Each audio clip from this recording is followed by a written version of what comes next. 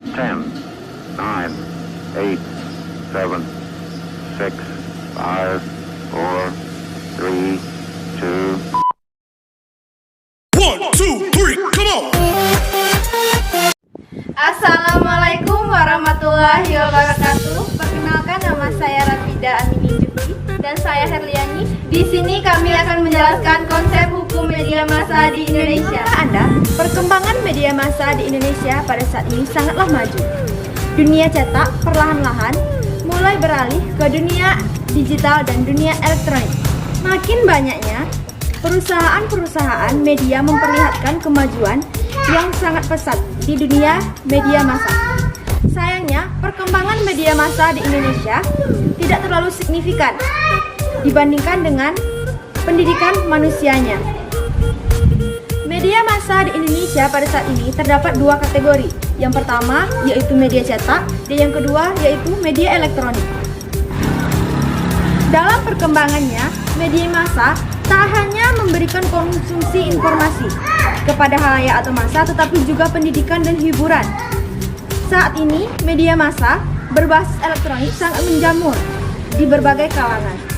Pada masa sebelum kemerdekaan, media massa menjadi alat propaganda pemerintahan sebagai pengemban misi politik untuk melemahkan semangat gerakan kebangsaan, mempengaruhi dan memecah belah pemimpin pergerakan, serta merenggangkan hubungan rakyat dengan para pemimpin pergerakan kebangsaan. Ini telah powerful, saking bebasnya saling melampaui batas, seperti gosip, melanggar privasi, dan sebagainya.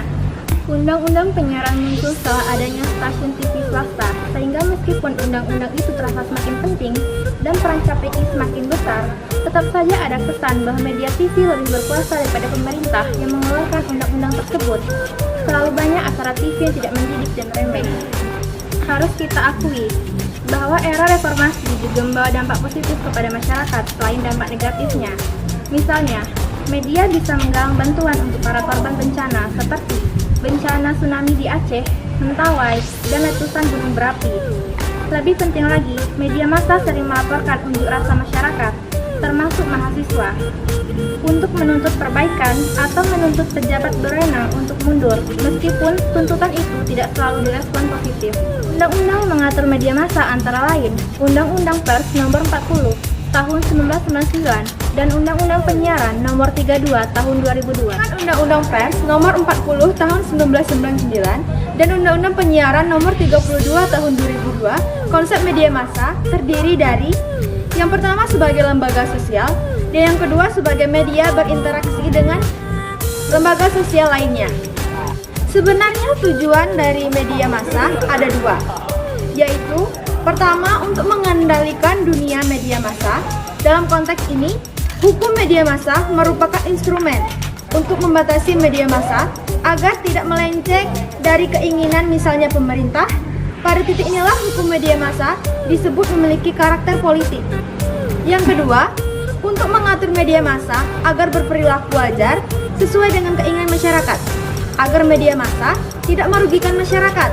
Dalam konteks inilah hukum media massa disebut memiliki karakter sosial. Tahukah kalian, sebagai individu, wartawan dapat dikenakan tindakan pidana bila dia melanggar beberapa pasal yang terdapat di dalam KUHP. Dengan begitu, hukum kita memperlihatkan bahwa ada tindakan profesional awak media massa yang bisa digolongkan sebagai pelanggaran hukum. Kalau seorang wartawan sudah dianggap melanggar hukum, maka dia bisa dikenai ancaman pidana. Inilah yang memperlihatkan kepada kita bahwa hukum media massa sekarang haruslah berada dalam dua kerangka tersebut. Apapun undang-undangnya, ia harus menjamin hak media melakukan semua kegiatan secara profesional dan melindungi masyarakat dari dampak negatif media massa. Sekian penjelasan dari kami mengenai konsep hukum media massa di Indonesia. Semoga video ini bermanfaat. Jangan lupa like, komen, dan subscribe!